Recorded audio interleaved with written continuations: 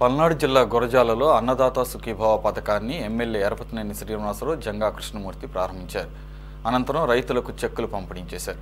జగన్ రోజురోజుకి దిగజారి మాట్లాడుతున్నారని, జగన్ వైసీపీ నాయకుల రంకెలకు మా ఇంట్లో చిన్నపిల్లలు కూడా భయపడరని ఎమ్మెల్యే ఎరపతినేని ఎద్దేవా చేశారు. వైసీపీ నేతలు బూత్ పురాణం వినలేక ప్రజలు ఆ పార్టీకి 11 సీట్లు ఇచ్చారని అన్నారు.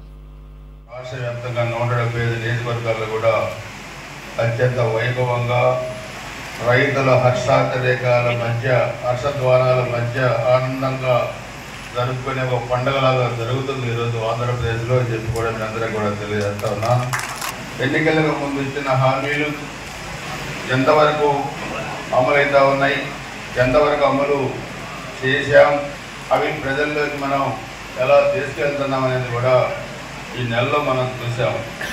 ఎన్నికల ముందు ఇచ్చిన ప్రతి హామీని కూడా మనం అమలుపరిచే దాంట్లో అన్న క్యాంటీన్లు తిరిగి తెరిచాం, తల్లికి వందనం కార్యక్రమాన్ని అమలు చేశాం, పెన్షన్లు 4,000 పెంచాం, దివ్యాంగులకి 6,000, తలసేమియా బాధితులకి 10,000, అదేవిధంగా పూర్తిగా దివ్యాంగులకి 15,000 రూపాయలు గ్యాస్ కనెక్షన్స్ ఇచ్చాం. మహిళలకి ఆర్టీసీ బస్సులో 15వ తారీఖు నుంచి ఉచిత ప్రయాణం ఇవ్వబోతున్నాం.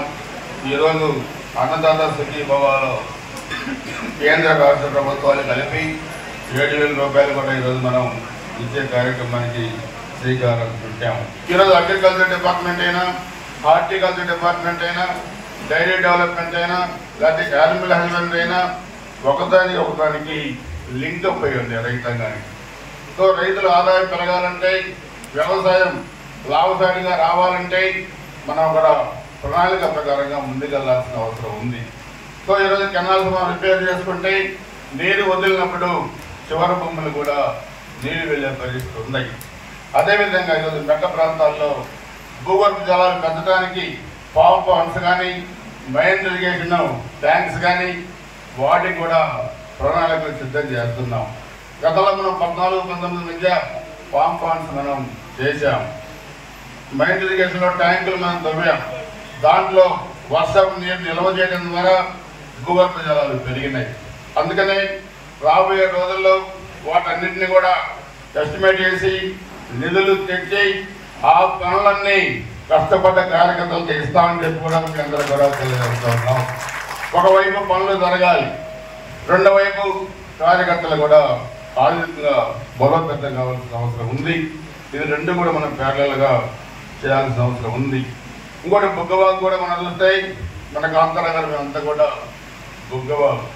ఈరోజు మనం నాగార్జున సాగర్ ప్రాజెక్టు తెలంగాణ ప్రభుత్వ ఆధీనంలో ఉంది. శ్రీశైలం ప్రాజెక్టు ఆంధ్ర గవర్నమెంట్ ఆధీనంలో ఉంది. నీటి యుద్ధాలు జరుగుతూ ఉన్నాయి కాబట్టి దాన్ని 1.5 టీఎంసీ నుంచి 5 టీఎంసీకి పెంచుకోవడం ద్వారా మనకు అవసరమైనప్పుడు నీళ్లు కూడా మనం తీసుకోవచ్చు. కెనాల్ రిపేర్స్, షట్టర్స్ కానీ మనం కూడా పెట్టుకుంటే మనం నీటిని వృధా కాకుండా కూడా కాపాడుకోవచ్చు. దీనికి 4,000 కోట్ల ఖర్చు అవుతుంది. దీని అందరం కూడా ముఖ్యమంత్రి గారితో మాట్లాడి రైతులకి మేలు చేసే విధంగా దీన్ని త్వరలో చేపడతామని చెప్పి కూడా మీ అందరికీ కూడా తెలియజేస్తా ఉన్నాను.